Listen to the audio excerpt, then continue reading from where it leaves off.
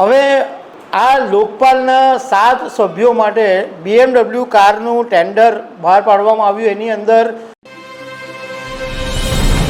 ભારતમાં ભ્રષ્ટાચારના વિરોધ સામે લડતી સ્વતંત્ર સંસ્થા, જેને એન્ટી કરપ્શન વોચ ડોગ પણ કહેવામાં આવે છે, એ હમણાં એક ચર્ચામાં આવી ગયું છે। કારણ કે આ લોકપાલે પોતાની વેબસાઇટ ઉપર એક ટેન્ડર બહાર પાડ્યું છે અને આ ટેન્ડરની અંદર લોકપાલના 7 સભ્યોને માટે BMW કાર લેવાનું છે એવું એક ટેન્ડર બહાર પાડ્યું છે, જેને કારણે ભારે વિવાદ પણ ઊભો થયો છે।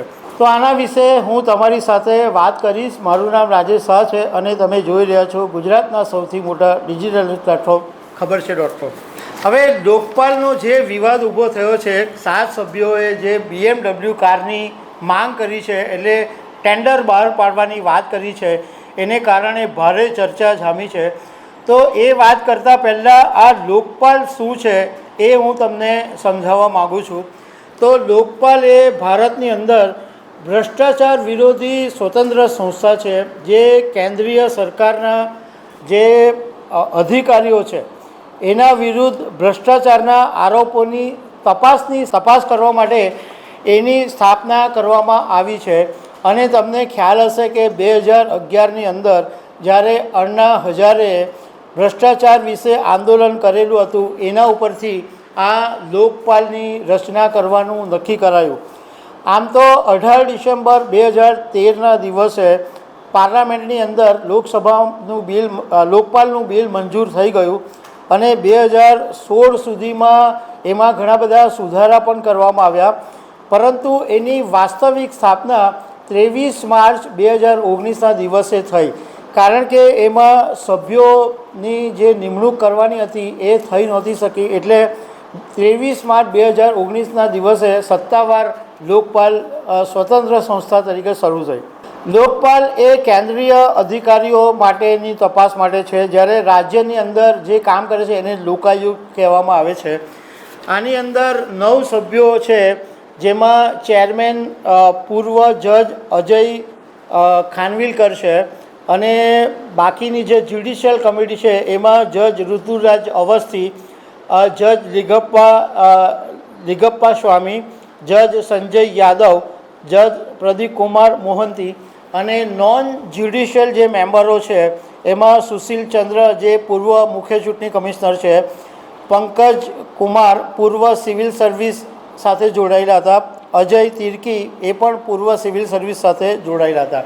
હવે આ જે લોકપાલના સભ્યો અને ચેરમેન છે એની નિમણૂક રાષ્ટ્રપતિ દ્વારા કરવામાં આવે છે, પરંતુ એની ભલામણ જે સિલેક્શન કમિટી છે એના દ્વારા કરવામાં આવે છે। અને આ જે સિલેક્શન કમિટી છે એની અંદર વડાપ્રધાન, વિપક્ષ નેતા લોકસભા અધ્યક્ષ, સુપ્રીમ કોર્ટના મુખ્ય ન્યાયાધીશ અને એક ઇમિનન્ટ જ્યુરિસ્ટ એટલા હોય છે જે ભલામણ કરે છે અને એ રાષ્ટ્રપતિ એની પછી પસંદગી કરે છે।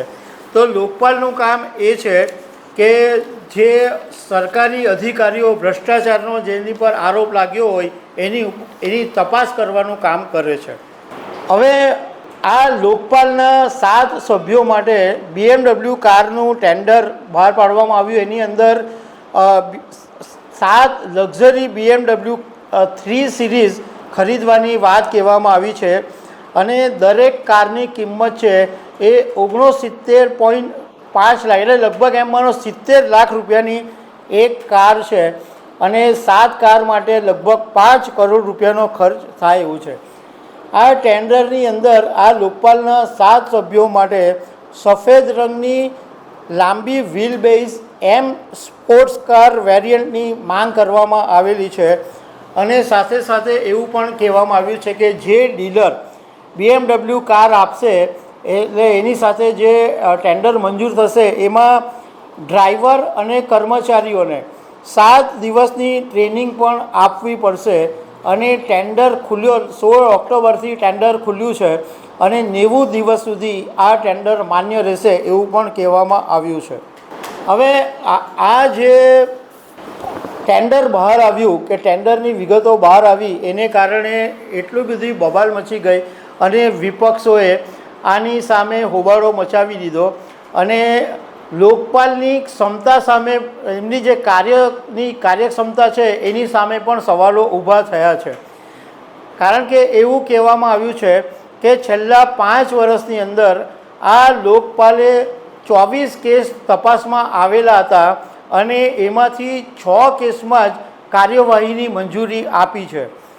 હવે વિપક્ષોએ આની સામે હોબાળો મચાવ્યો અને ટીએમસીના સાંસદ સાકેત ગોખલેએ એવું કીધું કે લોકપાલની લક્ઝરી એવું એમણે એક્સ પ્લેટફોર્મ ઉપર હેડિંગ માર્યું અને લોકપાલનું વાર્ષિક બજેટ 44.32 કરોડ રૂપિયા છે. તો આ ભ્રષ્ટ લોકપાલની તપાસ કોણ કરશે એવો સવાલ ટીએમસી સાંસદ સાકેત ગોખલેએ ઉઠાવ્યો છે. એમણે એવું પણ કીધું કે આ પ્રજાના પૈસાની બરબાદી છે અને લોકપાલ જે ખરેખર હેતુ માટે રચાયેલું છે કે ભ્રષ્ટાચારની તપાસ કરવી એ હેતુથી ભટકી રહ્યું અને પોતાની ક્ષમતા મુજબ કામ કરતું નથી અને હવે એમને BMW કાર જોઈએ છે.